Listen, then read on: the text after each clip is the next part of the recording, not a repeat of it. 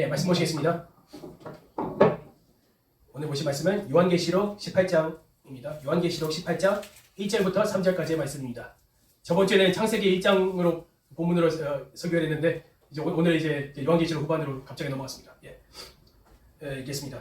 2일 후에 다른 천사가 하늘에서 내려오는 것을 보니 큰 권세를 가졌는데 그의 영광으로 땅이 환하여지더라. 힘찬 음성으로 외쳐 이르되 무너졌도다 무너졌도다 큰 성 바벨론이여 귀신의 처소와 각종 더러운 영이 모이는 곳과 각종 더럽고 가증한 새들이 모이는 곳이 되었도다. 그 음행의 진노의 포도주로 말미암아 만국이 무너졌으며 또 땅의 왕들이 그와 더불어 음행하였으며 땅의 상인들도 그 사치의 세력으로 치부하였도다 하더라. 아멘. 네, 기도하겠습니다. 하나님, 난생 처음으로 요한계시록을 가지고 설교를 합니다. 집수와 함께 해주시고 나머지 예배 시간을 부탁드리오니 저를 도와주시옵소서, 우리를 도와주시옵소서 감사드리며 예수님의 이름으로 기도합니다. 아멘. 예, 그동안 그 몇십 년 동안 여러 사람들이 요한계시록에 나오는 이 큰 성 바벨론에 대해서 논란이 있어 왔습니다. 이 큰 성 바벨론이 도대체 뭐냐? 여러 의견들이 있어 왔는데 가령 어떤 사람은 그게 로마 제국이다. 그 당시 때 로마 제국이다. 또 어떤 사람은 로마 제국의 수도 그 로마시다. 또 어떤 사람은 아니다. 로마시 안에 있는 바티칸이다. 로마 가톨릭의 그 중심지인 바티칸이다. 또 어떤 사람은 냉전 시대 때 소련의 수도 모스크바이다. 또 어떤 사람은 오늘날에 들어서는 미국이다. 이렇게 말하는 사람도 있고 복잡합니다. 아무튼 예. 근데 하지만 이런 그 국가들의 그런 수도들의 공통점이 있죠. 바로 요한계시록 17장에 7개 언덕이 있는데 이 도시들이 다 7개 언덕들이 있습니다. 그리고 그 국가들이 보니까 많은 물들이 있습니다. 주위에 바다들이 있죠. 이탈리아, 러시아, 그리고 미국 이렇게요. 하지만 저는 이 시간에 이 바벨론이 도대체 어디인가 제가 말하지는 않겠습니다. 두 가지 이유예요. 첫째는 저도 몰라요. 두 번째는 잘못 해석하다가 이단이 된 사람들이 꽤 있대요. 그래서 함부로 해석하지 않기로 했습니다. 그런데 제가 오늘의 그 핵심이 뭐냐? 이러한 국가들의 한 공통점을 분석하면서 창세기로부터 내려온 여러 국가들에 대해서 하고 비교해 보겠습니다. 이 공통점은 뭐냐면 바로 주위 나라들로 하여금 죄짓게 하고 하나님의 백성을 대적한다는 것입니다. 첫 번째로 이 바벨론 같은 국가들 중에 첫 번째 국가가 뭐였는지 아십니까? 창세기에 나오는 그 니무롯이라는 사람이 있었습니다. 그는 하나님 앞에서 뛰어난 사냥꾼이었다고 하는데 실제 해석은 이렇다고 합니다. 하나님을 대적하는 사람이었다고 합니다.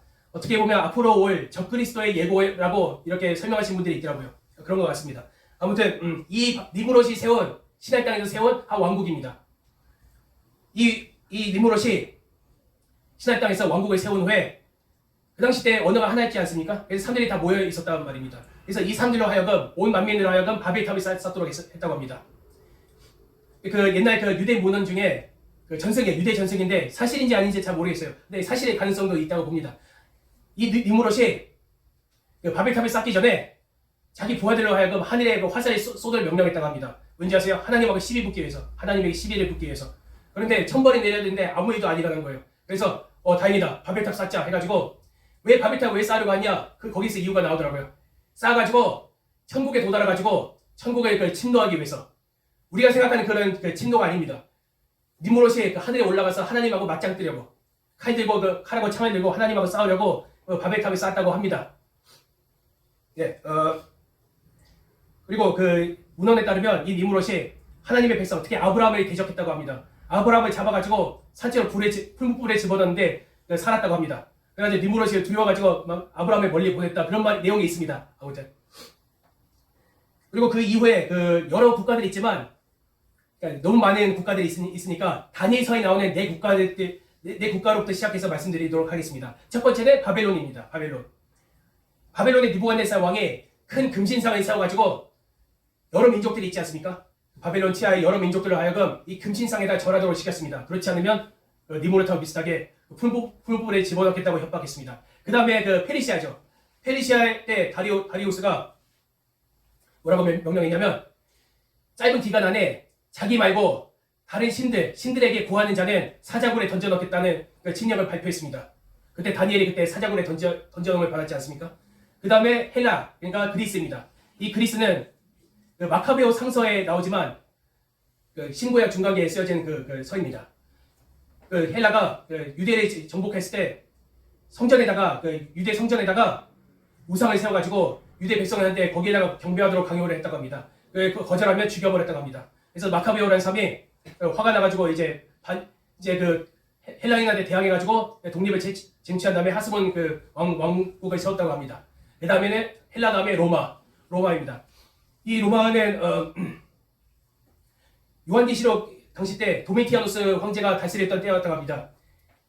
이 도미티아누스 황제가 황제들 중에 처음으로 제국 전체 그리스도인 핍박을 시작했다고 합니다. 네로 황제라고 하지만 실제로 네로 황제는 로마 시해 안에서만 했고 도미티아누스 황제는 로마인들한테도 욕먹은 악명 높은 그런 폭군입니다. 이 폭군이 전 제국 안에 있는 기독교인들을 갖다가 핍박하기 시작했습니다. 그 이후에 도미티아누스로 시작해가지고 데키우스 황제, 그러니까 콘스탄티누스 황제 바로 전에 그 황제거든요. 데키우스 황제까지 주기적으로 계속 핍박이 계속되었습니다. 데키우스 황제 때는 3세기, 디오노 3세기 때는 소 인비투스라고 태양신 그 우상을 만들어가지고 제국 내에 있는 모든 그 백성들에게 이 소 인비투스한테 제물을 바치게 하고 경배하도록 했습니다. 왜냐하면 제물 바치고 경배해야 어떤 표를 주었다고 합니다. 그러니까 마치 요한계시록에 나오는 666 짐승의 표하고 비슷하게 표를 주고 이를 거절하면 바로 옆에서 목을 베었다고 합니다. 그래서 수많은 기독교인들이 그 당시 때 목베임을 당했다고 합니다. 자, 이제 중세로 넘어가지고 바티칸, 이제 로마 가톨릭이 이제 생겼는데, 자, 문제가 너무 많아요. 뭔지 아세요? 교황이 뭐라고 했냐면 자신이 신의 대리자이래요. 더 나아가서 자기는 죄가 없대요. 교황 모호설이라고. 예, 거의 자신의 우상화한 것이죠. 그리고 성모 마리아한테, 예수님의 어머니 성모 마리아한테 기도를 하래요. 예수님 말고. 제가 저희 외가 쪽에 천주교라서 좀 아는데, 한번 평화방송을 본 적이 있습니다. 아침에 평화방송을 틀었는데, 궁금해가지고, 아침 기도가 있습니다. 아침마다 그들만의 새벽 미사가 있는데, 묵주 기도가 있습니다. 묵주 기도하는 시간인데, 크게 세 가지의 기도문이 있습니다. 그러니까 주기도문, 그리고 영광의 성부와 성자와 성령께 세세무궁토록 영원히 있을지어다. 다 외웠네요. 아무튼 세 번째는 그리고 은총에 가득하신 마리아여 있는데 가장 많이 외우는 게 뭔지 아십니까? 은총에 가득하신 마리아여입니다. 은총에 가득하신 마리아의 기도 내용을 보면 자기가 죽을 때 마리아께서 예수님께 빌어달라는 내용입니다. 그러니까 자기가 죽기 전에 예수님께 빌어했는데 마리아한테 기도를 해야 한다고 그렇게 가르칩니다. 그리고 어떤 가톨릭 신학자는 어떤 논문을 썼냐면 두 사람이 있었는데 한 사람은 죽기 전에 두 사람이 이제 거의 죽게 됐어요. 한 사람은 예수님께 기도를 드렸고 또 한 사람은 마리아한테 기도를 드렸다고 합니다. 그런데 예수님께 기도한 사람은 기도가 상달되지 않아가지고 지옥으로 떨어졌답니다. 그런데 마리아한테 기도한 사람은 기도가 상달돼가지고 천국에 들어갔답니다. 근데 그런 잘못된 가르침을 가르치니까 중세 때부터 지금까지 얼마나 많은 사람들이 지옥에 떨어졌을까요? 얼마나 안타깝습니까? 예, 그 다음에 이제 현대로 넘어가가지고 이제 말했던 이제 소련, 예, 러시아로부터 시작된 공산화가 이제 소련의 밑으로 시작해가지고 동유럽, 중국, 북한 여러 국가들에 이제 퍼지면서 많은 기독교인들이 이제 지금도 그렇고 오늘날도 그렇고 얼마나 많이 핍박을 당해갖고 교회들이 파괴되어갖고 죽임을 당하지 않았습니까? 오늘날로 이제 들어가서는 냉전이 끝난 다음에 오늘날로 들어가서는 유감스럽게도 이제 미국이라는 말이 이제 나오고 있습니다. 안타깝게도 옛날에 미국은 수업 시간 전에 기도를 했다고 합니다. 주기도문을 외우고 이제 수업을 시작했다고 하죠. 한때 선교 국가였다는 걸 아시죠? 수많은 선교사들을 보냈고 여기 조선반도에도 선교사들을 많이 보냈다고 합니다. 그리고 옛날 영화들을 보면 제가 옛날 영화를 좋아합니다. 오늘날 영화는 그렇게 좋아하지 않고요. 왜냐하면 성경적인 내용이 많고 또 성경에 관련된 영화들이 그 당시 때 많이 만들어졌어요. 제가 봤던 영화들을 또 꼽자면 1949년에 만들어진 삼손과 들릴라, 51년도에 만들어진 코바디스 보신 분 계시나요? 괜찮은 영화입니다. 코바디스하고 그리고 56년도에 만들어진 10개, 59년도에 만들어진 배너, 그리고 79년도에 만들어진 예수라는 영화인데요. 이 예수라는 영화가 얼마나 유명하냐면 전 세계의 언어로 다 번역이 되었다고 합니다.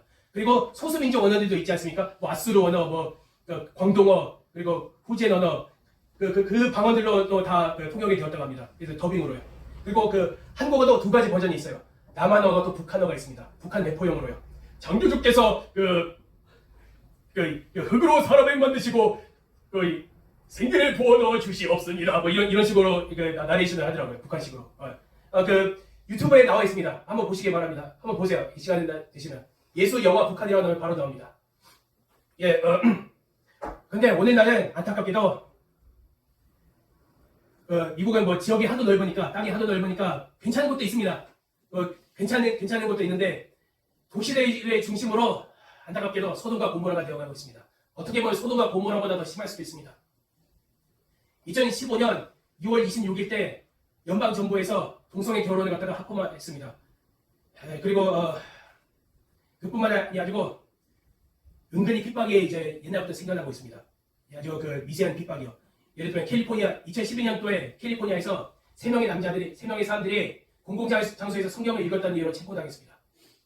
그리고 그 아틀란타에서는 비싼 해였던 것 같아요. 겨울 때 그 노방 전도를 하다가 경찰들한테 체포당했고 어떤 사람은 밖에서 노방 전도하다가 왜 허가 없이 시위를 하냐고 또 체포를 당했습니다. 또 미시간에 그 무슬림들이 많습니다. 거기에 그 무슬림들한테 복음을 전하다가 경찰이 와서 역시 또 잡아갔습니다. 엄청 막대한 벌금까지 물렸고요. 그리고 그 어떤 빵집은 그 게이들한테 그 결혼식 케이크를 갖다가 만드는 걸 거부하다가 또 고소를 당한 사례도 있습니다. 결국은 승소했습니다. 그 빵집이 이겼어요. 다행히도. 근데 그런 은근한 그런 핍박이 미국에서도 점점 일어나는 것 같습니다. 안타깝게도요. 그리고 그뿐만이 아니고 전 세계 미국 대사관들이 있지 않습니까? 거기에 무지개 깃발에 또 두는 거예요. 전 세계 뭐 러시아, 뭐 중국, 뭐 여러 나라에 한국에서도 서울 그 광화문 쪽에 그 미국 대사관이 있지 않습니까? 거기다 또 무지개 깃발에 한번 넣은 거예요. 2019년 5월달인가 그때요. 그래서 동성애 반대하는 사람들이 앞에서 또 시위를 한 적이 있었습니다. 그래서 6월달에 그 백악관에서 그 무지개 깃발을 갖다가 치우라고 이렇게 지시해가지고 이제 치웠다고 합니다. 트럼프 행정부 때 말입니다. 그나마 좀 보수적일 때 일어났으니까 지금은 아마 더 하겠죠. 예, 헐리우드에 나오는 뭐 영화들이나 또 그 미국 드라마들이나 그런 얼마나 또 타락했습니까? 음악들도 그렇고요. 레이디 가가 뭐 그런 거 말입니다. 그래서 그런 것들이 전 세계로 다 퍼진다는 말입니다. 그래서 이런 미디어가 그 전 세계에 나쁜 영향을 끼친 건 당연하지 않습니까? 그래서 요즘은 그나마 좀 다행인 게 미국의 그런 그 영화들이나 그런 것들이 좀 인기가 식어가고 있습니다. 너무 PC주의 그런 것 때문에. 그러니까 PC주의가 뭐냐면 좀 쉽게 설명을 드리자면 한국어로 치면 세종대왕에 대한 영화를 만들면 세종대왕이 한국인이 아니라 러시아 사람이에요. 이해 가시죠? 그러니까 인기가 줄어들 수밖에 없는 거죠. 근데 그래서 다른 나라의 그런 미디어가 점점 인기를 얻고 있는데 그 중에 하나가 뭔지 아십니까? 한국. 한국의 그런 K-pop, 뭐 영화, 드라마들이 얼마나 인기를 얻고 있습니까? 세계적으로 주목을 받고 있고. 그래서 한국 문화가 전 세계로 이제 소개가 되어가고 있습니다. 인기를 얻고 있고요. 미국의 하나르마트라고 한인마트의 체인점이 있습니다. 미국에 한 번이라도 가보신 분은 한번 아실 것입니다. 거기 가끔은 백인들이 들어와가지고 김치 유리로 된 김치통을 사가는 것도 몇 번 봤습니다. 그리고 또 전 세계적으로 한국인에 대한 그런 인식이 많이 좋아졌습니다. 옛날에 비해서. 옛날에는 한국인 하면 김정일이었거든요. 김정일. 요즘은 이제 싸이 BTS 아는 그런 한국인들이 많아졌습니다. 그래서 이란 같은 데는 대장금이 인기를 늘어가지고 이제 선교사들이 이제 좀 더 쉽게 들어갈 수 있게 되었습니다. 현지인들하고 좀 더 소통할 수 있게 되었죠. 그런 좋은 면이 있긴 있습니다. 하지만 이거 진짜 중요합니다. 잘 들어주시기 바랍니다. 근데 지금 기준으로 국적을 막론하고 한 나라의 미디어가 다른 나라들에게 너무 많은 영향을 끼치는 것은 저는 원치 않습니다. 국뽕들한테 좀 죄송한 말씀이지만요.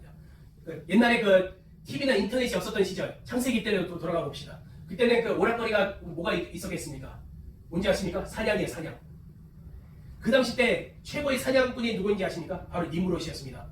세계 최고의 연예인이었던 것이죠. 그래서 결국 왕까지 되었습니다. 근데 니무롯이 명성과 힘으로 하나님께 영광을 돌리면 얼마나 좋았겠습니까? 그런데 하나님을 대적했다는 것이죠. 그리고 자기 밑에 있는 백성들에게까지 우상숭배를 강요하고 그랬다고 합니다. 그래서 이 니무롯 같이 한 국가가 미디어로 이렇게 전 세계에 영향을 끼친다면 사탄이 그 미디어를 쓸 가능성이 거의 100%, 그런 확률이 거의 100%입니다. K 컨텐츠도 마찬가지일 것입니다. 제가 우려하는 것이 이런 K 미디어 그런 게 제가 그동안 지난 2주 동안 한국의 여러 문제점에 대해서 제가 설교를 했지 않습니까?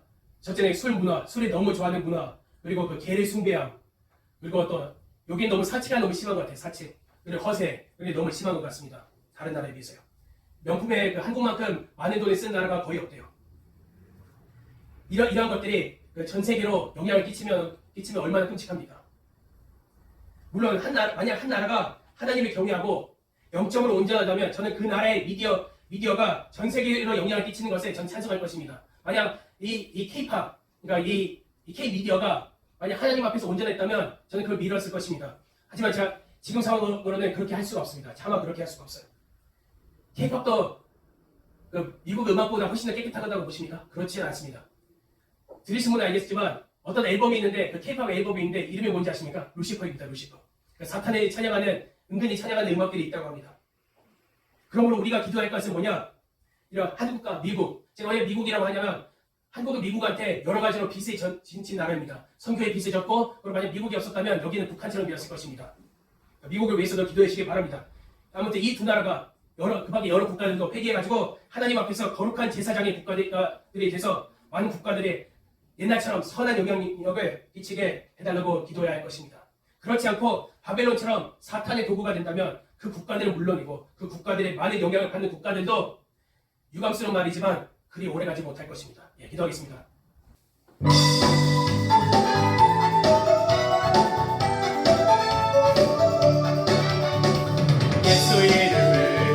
예수 이름을 승리를 얻었네. 예수 이름을 승리를 얻었네. 예수 이름으로 나아갈 때 우리 앞에 누가 서리요. 예수 이름으로 나아갈 때 승리를 얻었네. 예수님을 따라 어디든 가리라. 예수님을 따라 언제고